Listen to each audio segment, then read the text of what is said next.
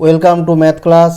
আজ আমরা আলোচনা করব হিন্দু স্কুল যে টেস্ট পেপার মধ্যশিক্ষা পর্ষদের 2021-22 বর্ষের যে টেস্ট পেপার তার হিন্দু স্কুলের পেজের কোশ্চান 1, কোশ্চান 2, কোশ্চান 3 এবং কোশ্চান 4 এর সমস্ত প্রশ্নগুলো উত্তরসহ ব্যাখ্যাগুলো আলোচনা করে দেব। এই ধরনের ভিডিও করার মূল উদ্দেশ্য হলো পিছিয়ে পড়া স্টুডেন্টদের পাশে দাঁড়ানো। যাদের একেবারে হেল্প করার কেউ নেই তাদের কথা মাথায় রেখেই এই ধরনের উদ্যোগ।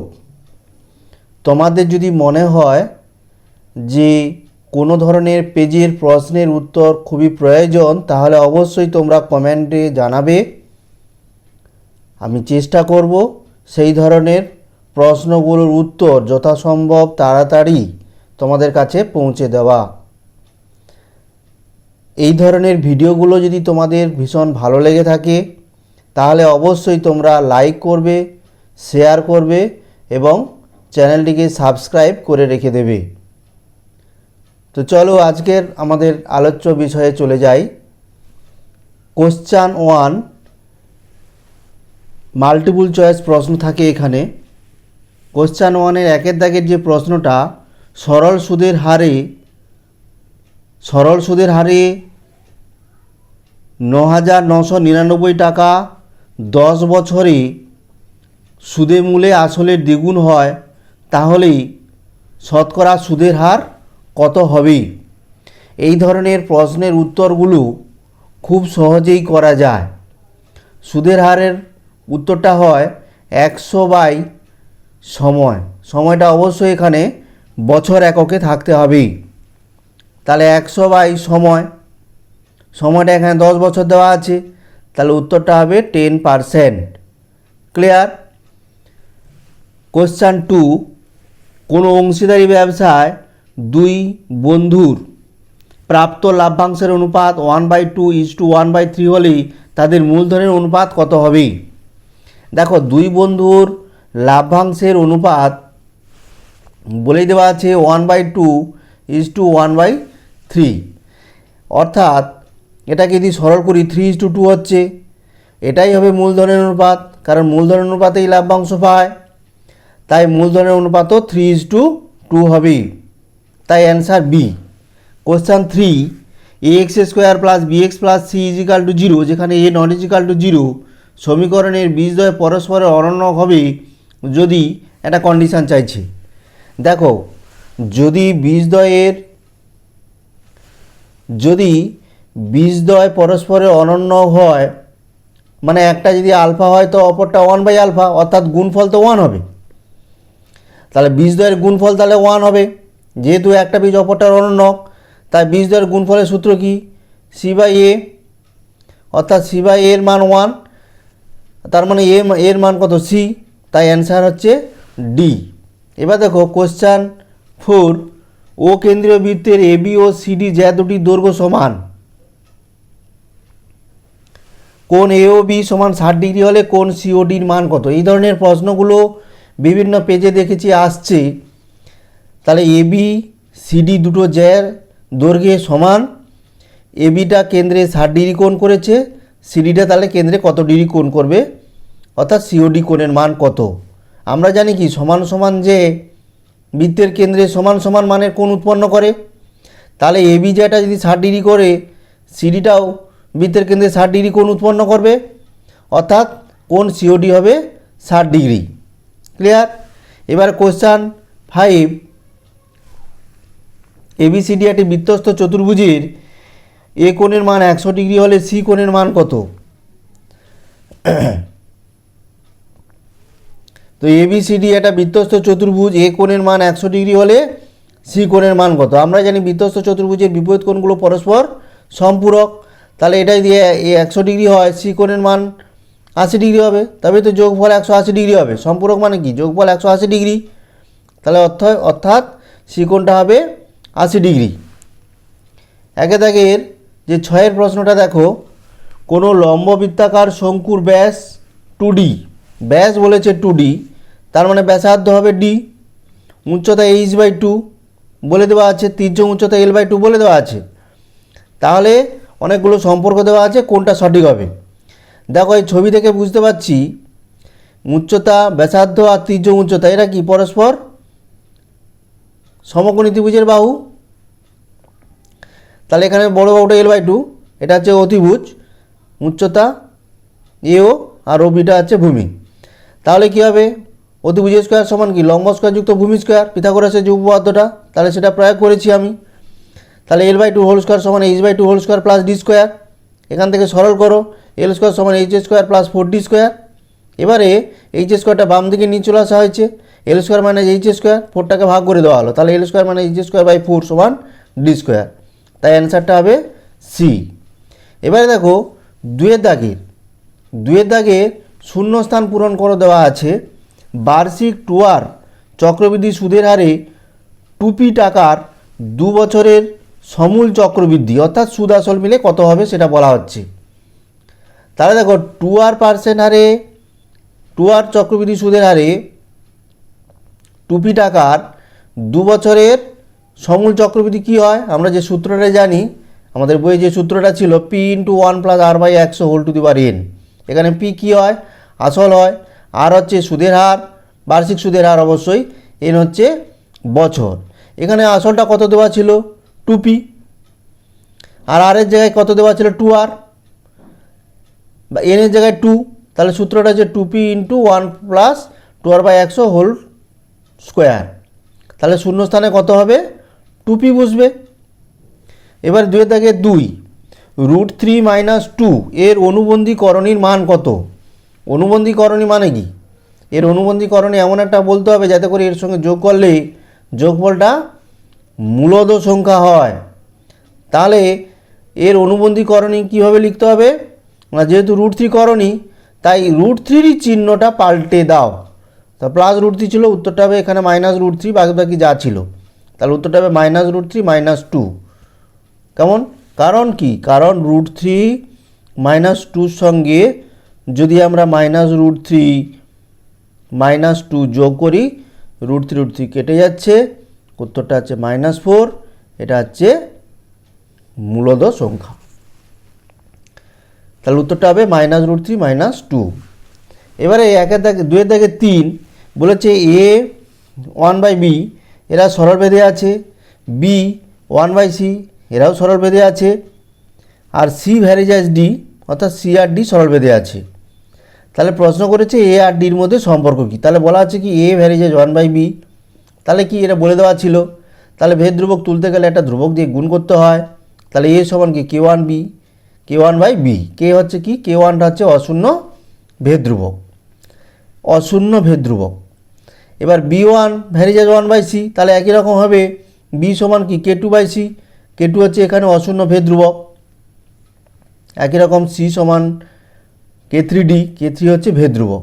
এবারে দেখো এখানে a আর ডির মধ্যে সম্পর্ক চেয়েছে, তাই আমরা কি করছি লক্ষ্য করো, a সমান কত? k1/b দেওয়া ছিল, তো a সমান k1/b, a সমান k1/b দেওয়া আছে।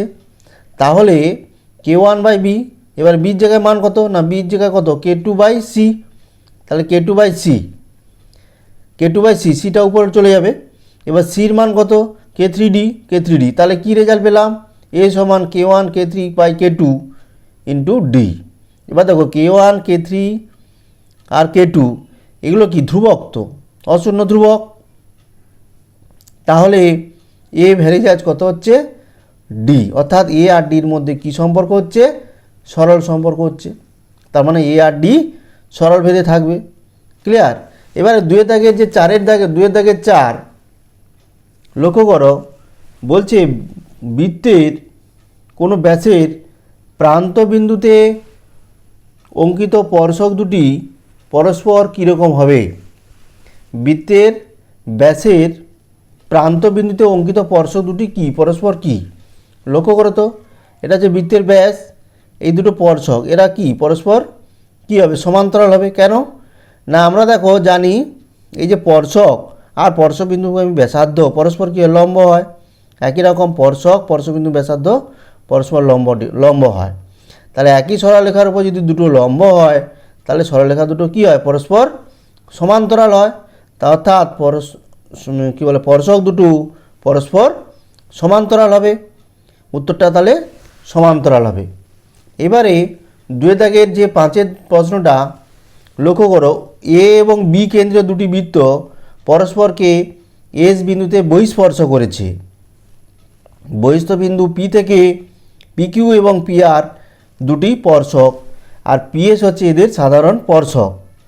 পিআর এর মান 17 সেমি হলে পিকিউর দৈর্ঘ্য কত সেমি হবে?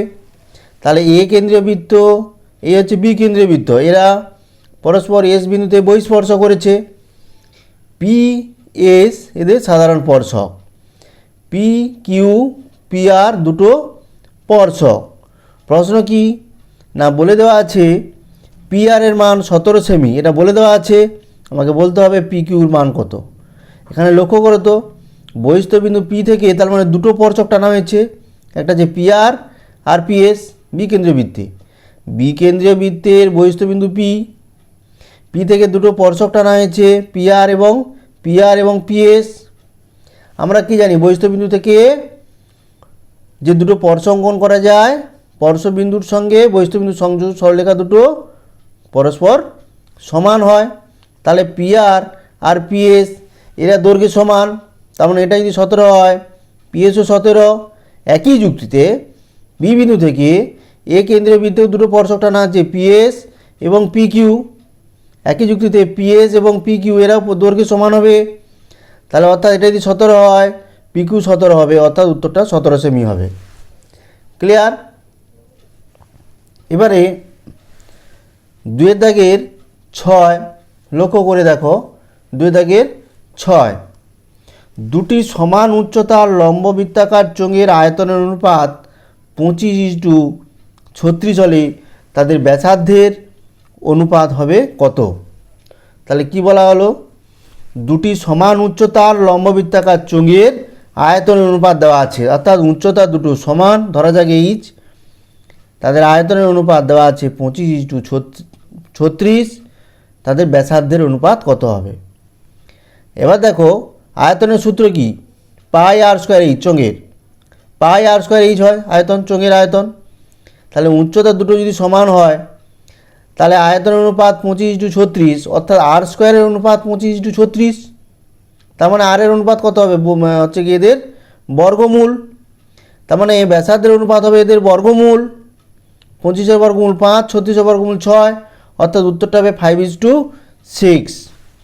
3 দাগে সত্য মিথ্যা যে প্রশ্নগুলো দেখো, বলছে নির্দিষ্ট আসলের উপর সমান হারে সুদ হলে 2 বছরের সরল সুদ আর চক্রবৃদ্ধি সুদের তুলনায় বেশি, নাকি সরল সুদরা চক্রবৃদ্ধি সুদের তুলনায় বেশি হবে বলছে। প্রশ্নটা ঠিক বা ভুল বলতে হবে। তো আমরা জানি 2 বছরে চক্রবৃদ্ধি সুদ সবসময়ের জন্যই বেশি হয়। কারণ বলো তো, কারণ প্রথম বছরের যে সুদটা হয় চক্রবৃদ্ধি সুদের ক্ষেত্রে সেটা আসলের সঙ্গে যুক্ত হয়ে যায়, অর্থাৎ সুদের উপর সুদ দিতে হয়। সরল সুদের ক্ষেত্রে এরকম হয় না, তাই সবসময়ের জন্যই চক্রবৃদ্ধি সুদটা বেশি হবে। এখানে বলেছে সরল সুদ নাকি বেশি, তাই উত্তরটা ফলস বলেছি। এর দাগে দেখো, এ 10,000 টাকা দিয়ে ব্যবসা শুরু করার 6 মাস পরে বি 20,000 টাকা দিয়েছে। বছরান্তে মানে বছর শেষে তাদের লাভ্যাংশের পরিমাণ কি সমান হবে? প্রশ্ন বলেছে সমান হবে। এবার দেখো লাভ্যাংশ কী অনুপাতে হয়, মূলধন অনুপাতে হয়। তাহলে এর 1 মাস হিসাবে মূলধন কত না 12 × 10,000, কারণ 10,000 টাকাটা 12 মাস কেটেছে। আর বির 1 মাস হিসাবে মূলধন কত না 20,000 টাকা, তো পুরো বছর কাটেনি, 6 মাস কেটেছে। তাই এখানেও 1,20,000, এরও 1,20,000, দুজনেরই 1 মাস হিসাবে মূলধন হচ্ছে 1,20,000। তার মানে লাভ্যাংশের পরিমাণ 1:1 হবে, অর্থাৎ দুজনের লাভ্যাংশ সমান সমান হবে। ক্লিয়ার? এবারে 2 দাগের 3 দাগের 3 বলছে x² - 5x + 4 এই দ্বিঘাত সমীকরণের বীজদ্বয় বাস্তব, অসমান, অমূলদ। স্কোয়ার - 5x + 4 = 0 এই সমীকরণের নিরূপক কত হয় না b² - 4ac। b বলতে এখানে -5, a বলতে এখানে 1, c বলতে 4। তাহলে b² - 4ac মান কত দেখলাম 9। 9 তো অবশ্যই গ্রেটার দেন 0, 0 থাকতে বড়ো। তাহলে নিরূপক যদি 0 থাকতে বড় হয় তাহলে কি হয়, বীজ বাস্তব অসমান এবং অবশ্যই বীজ দুটো মূলদ সংখ্যা হবে। অমূলদ সংখ্যা হতো যদি নিরূপকটা পূর্ণবর্গ সংখ্যা না হতো। এখানে নিরূপকটা পূর্ণবর্গ সংখ্যা, তাই মূলদ হবে। ক্লিয়ার? তাই উত্তরটা এখানে ফলস হবে। 3 দাগে 4 এক্স বাই ওয়াই ভ্যারি যায় z, y by z vary যায় এক্স এবং জেড বাই এক্স ভ্যারি যায় ওয়াই হলে x y z not equal to অশূন্য ধ্রুবক। সত্য না মিথ্যা বলতে বলা হয়েছে। যেহেতু এক্স বাই ওয়াই ভ্যারি যায় জেড, তার মানে এক্স বাই ওয়াই সমান k one z. K one হচ্ছে কি এখানে অশূন্য ভেদ ধ্রুবক। একইভাবে ওয়াই বাই জেড ভ্যারি যায় এক্স, তাহলে ওয়াই বাই জেড সমান কি কে টু এক্স। কে টু হচ্ছে এখানে অশূন্য ভেদ ধ্রুবক। জেড বাই এক্স ভ্যারি যায় ওয়াই, জেড বাই এক্স তাহলে সমান কে থ্রি ওয়াই, এখানে কে থ্রিটা অশূন্য ভেদ ধ্রুবক ধরা হয়েছে। এবারে লক্ষ্য করো, তার মানে তিনটের গুণফল করেছি, বাম দিকের সমান চিহ্নের বাম দিক ডান দিক গুণ করা হয়েছে। তাহলে কি হচ্ছে x by y into y by z into z by x সমান k one k two k three z x y এভাবে লেখা হবে।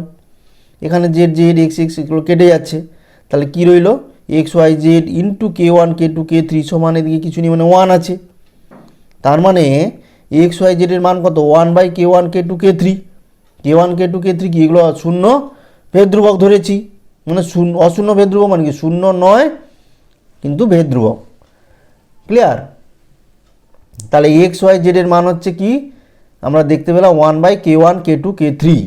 তাহলে কি এগুলো হচ্ছে শূন্য নয় এরকম একটা ভেদ ধ্রুবক, কিন্তু বলেছে এক্স ওয়াই জেডের মান নাকি অশূন্য ধ্রুবক নয়। আমরা দেখতে পাচ্ছি এক্স ওয়াই জেডের গুণফল হচ্ছে কি অশূন্য ধ্রুবক। এই কে ওয়ান কে টু কে থ্রির মান তো 0 নয়, তার মানে এটার মান কি সরল করলে শূন্য নয় এরকম মান আসবে, অর্থাৎ অশূন্য ধ্রুবক আসবে। কিন্তু প্রশ্নে বলেছে অশূন্য ধ্রুবক নাকি নয়, তাই অ্যান্সারটা আমি ভুল দিয়েছি। অর্ধ বৃত্তাংশস্থ অপেক্ষা ক্ষুদ্রতর বৃত্তাংশস্থ কোণ স্থূল কোণ, ঠিক না ভুল বলতে বলা। তাহলে কি বলা হলো, অর্ধ বৃত্তাংশস্থ অপেক্ষা ক্ষুদ্রতর বৃত্তাংশস্থ কোণ স্থূল কোণ, ঠিক না ভুল। লক্ষ্য করে একটা বৃত্তির ব্যাস, তাহলে এটা হচ্ছে অর্ধবৃত্তস্থ কোণ, তাহলে এই কোণটার মান কি 90 ডিগ্রি হয়। আচ্ছা, অর্ধবৃত্ত থাকতে ছোট, ধরে এইখান থেকে এই পর্যন্ত অর্ধবৃত্ত থাকতে ছোট বৃত্তাংশস্থ কোণ, এটার মান কি 90 থাকতে বড় হবে না ছোট হবে। দেখো এইখান থেকে যদি এটা জুড়ে দিই তবে এটা অর্ধবৃত্তস্থ কোণ হয়ে যাবে, 90 ডিগ্রি হবে। তাহলে কি 90 থাকতে বেশি দেখা যাচ্ছে, অর্থাৎ অর্ধবৃত্তাংশ অপেক্ষা ক্ষুদ্রতর যে বৃত্তাংশ কোণ তার মান 90 থাকতে বেশি, অর্থাৎ স্থূল কোণ, তাই অ্যান্সারটা ট্রু। এবারে দেখো একটি নিরেট 3-6 একটি নিরেট অর্ধগোলকের আয়তন একই ব্যাসার্ধ যুক্ত একটি গোলকের আয়তনের অর্ধেক। একটা নিরেট অর্ধগোলকের আয়তন, ধরো আলুকে কেটে দাও,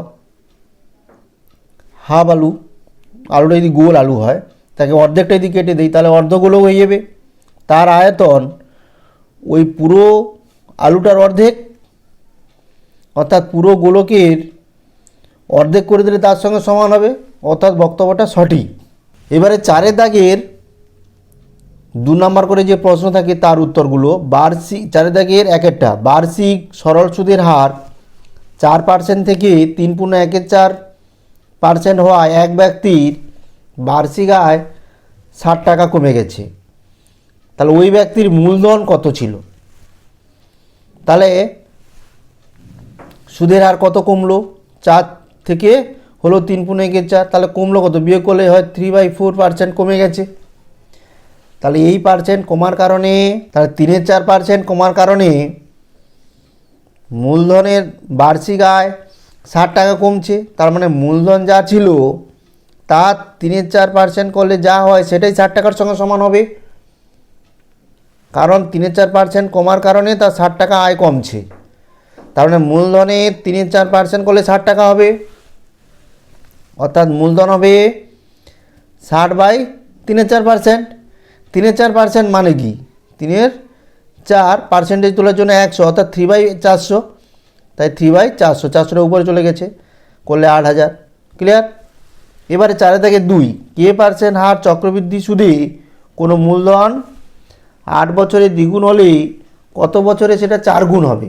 তাহলে বলছে কোনো মূলধন 8 বছরে দ্বিগুণ হচ্ছে, তাহলে কত বছরে আমি ওই মূলধনটাকে 4 গুণ হিসাবে দেখতে পাবো?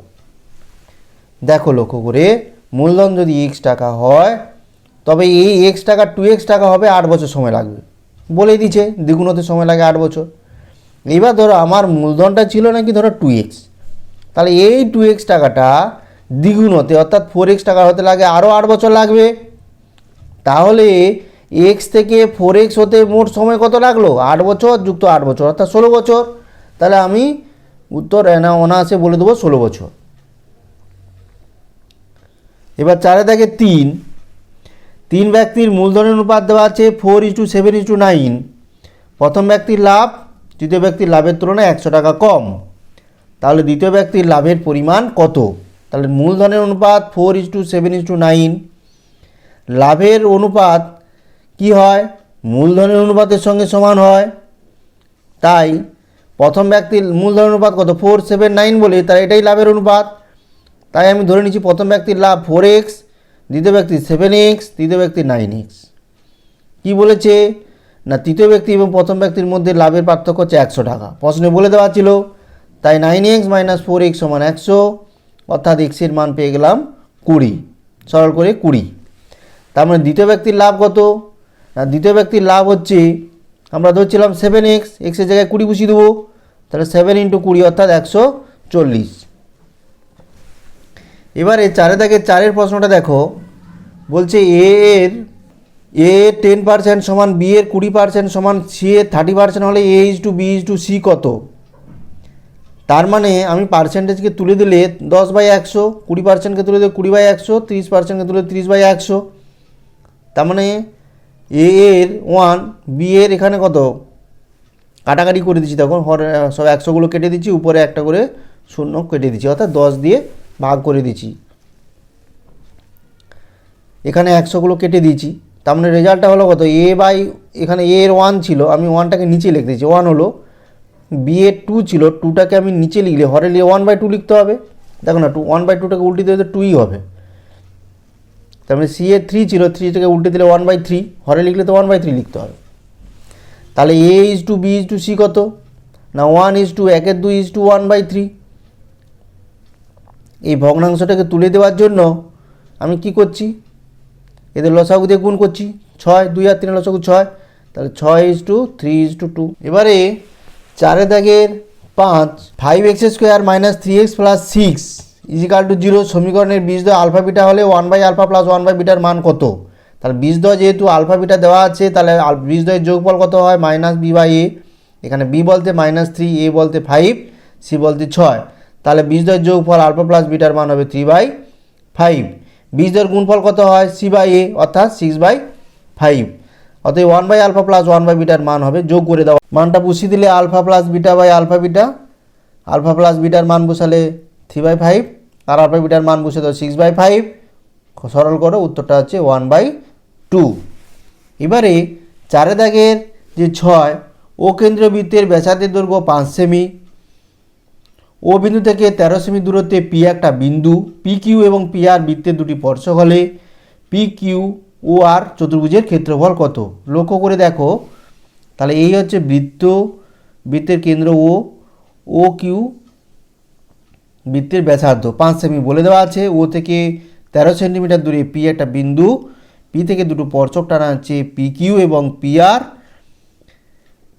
এখন প্রশ্ন বলা হচ্ছে যে OQPR এই যে চতুর্ভুজটা, এই চতুর্ভুজের ক্ষেত্রফলটা কত?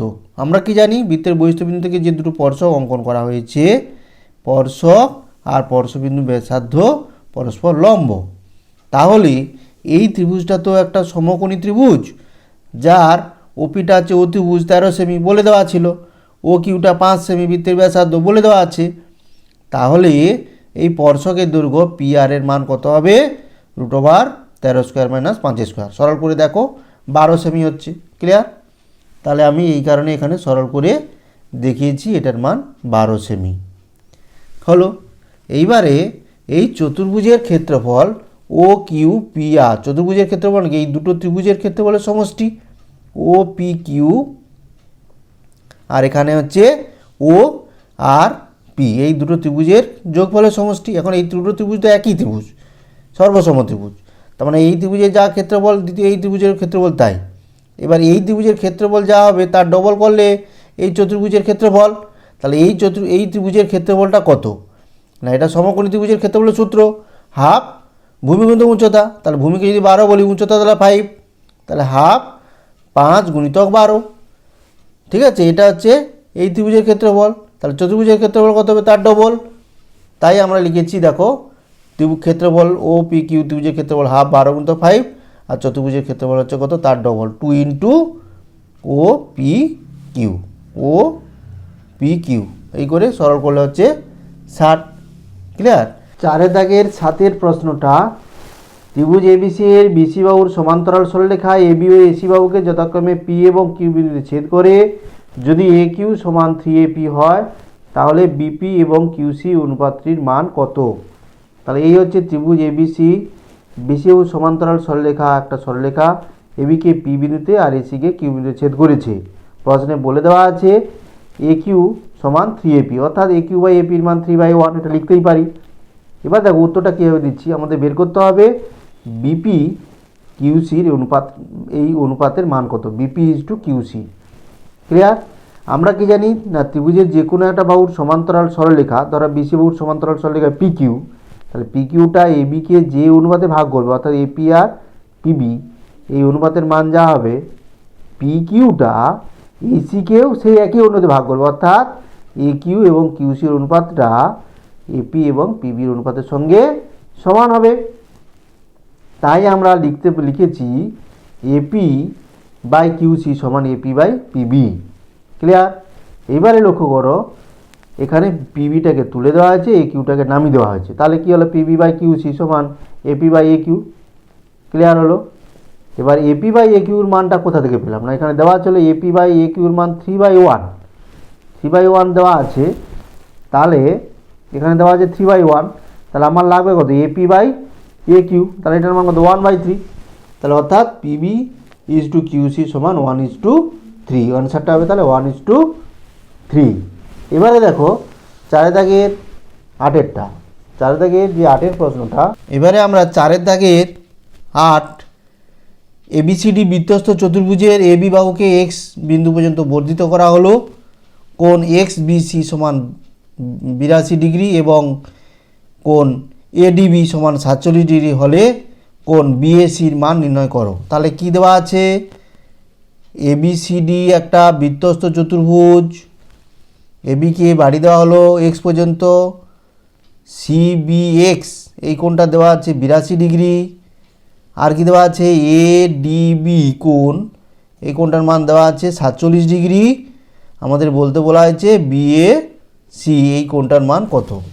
ক্লিয়ার?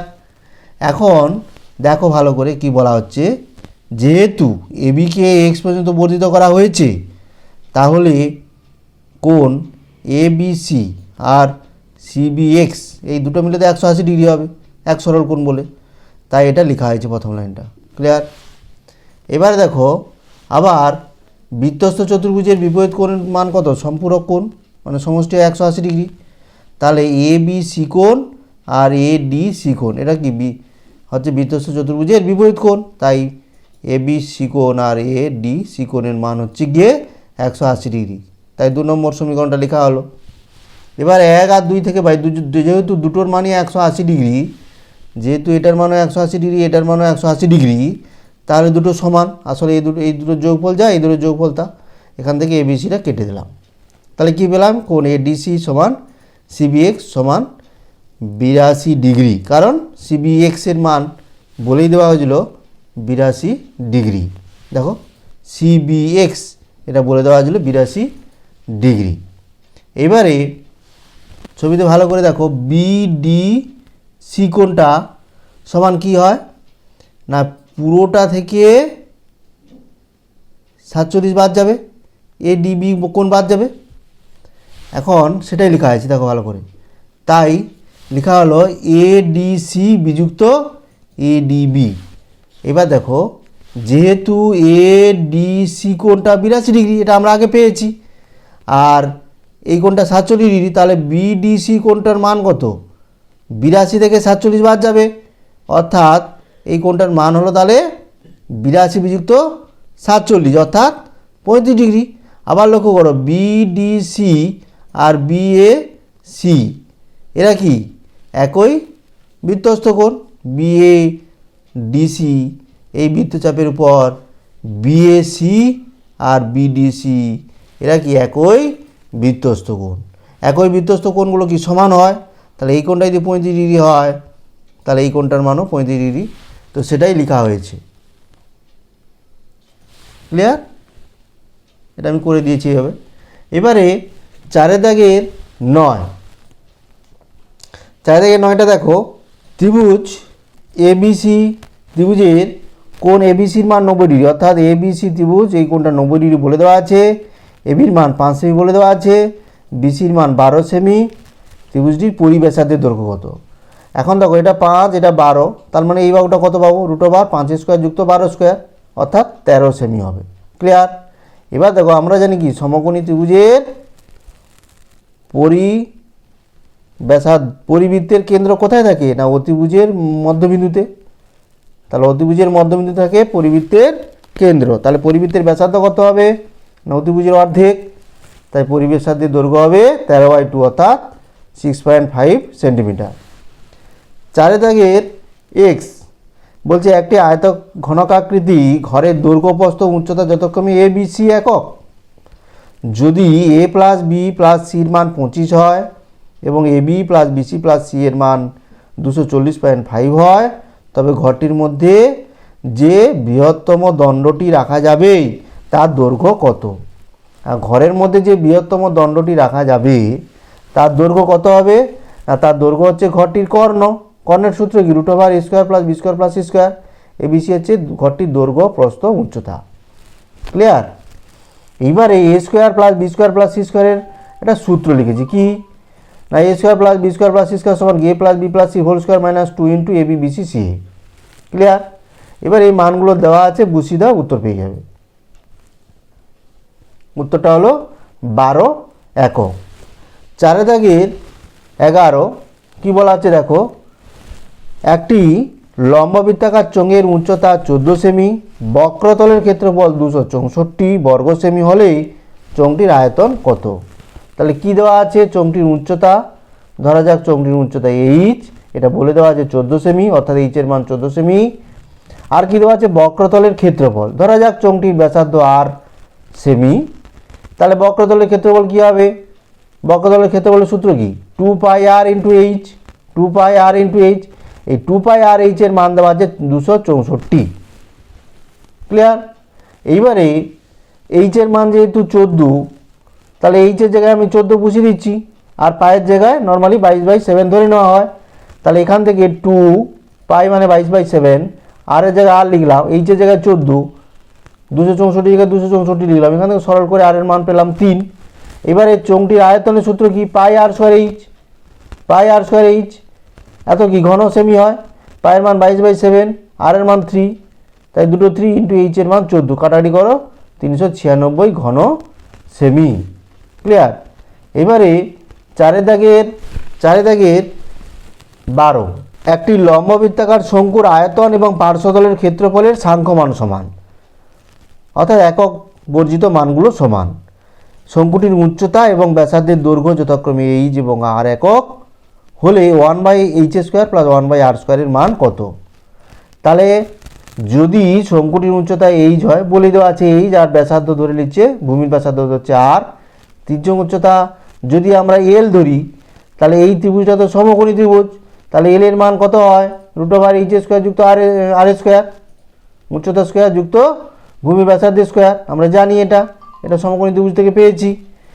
আচ্ছা, এবার শর্তে কি বলে দেওয়া আছে না আয়তন শঙ্কুর আয়তনের সূত্র কি 1/3 পাই আর স্কোয়ার এইচ আর সমান পাই আর এল। পাই আর এলটা কি বক্রতলের ক্ষেত্রফল।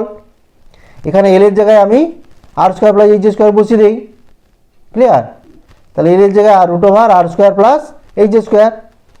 এইবারে পাই আর দুদিকে কেটে দিয়ে একটু সরল করা আছে, করলে কি হয় এখানে আর এইচ সমান 3টা অভ্যাসে চলে যাবে 3 ইন্টু রুট ওভার আর স্কোয়ার প্লাস এইচ স্কোয়ার। এবারে যেহেতু বর্গ মূল আছে তাই উভয় দিকে বর্গ হোল স্কোয়ার করে দেওয়া হয়েছে, তাহলে কী হবে আর স্কোয়ার এইচ স্কোয়ার সমান 9 r square plus h square.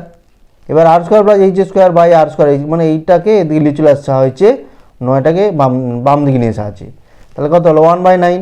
Clear? এবার এটাকে সরল করো 1/এইচ স্কোয়ার প্লাস 1/আর স্কোয়ার সমান 1/9। ক্লিয়ার? তো এতক্ষণ আমাদের সঙ্গে থাকার জন্য অনেক অনেক ধন্যবাদ। ভিডিওগুলো যদি তোমাদের ভালো লাগে অবশ্যই লাইক করবে, সাবস্ক্রাইব করতে ভুলবে না। Thank you.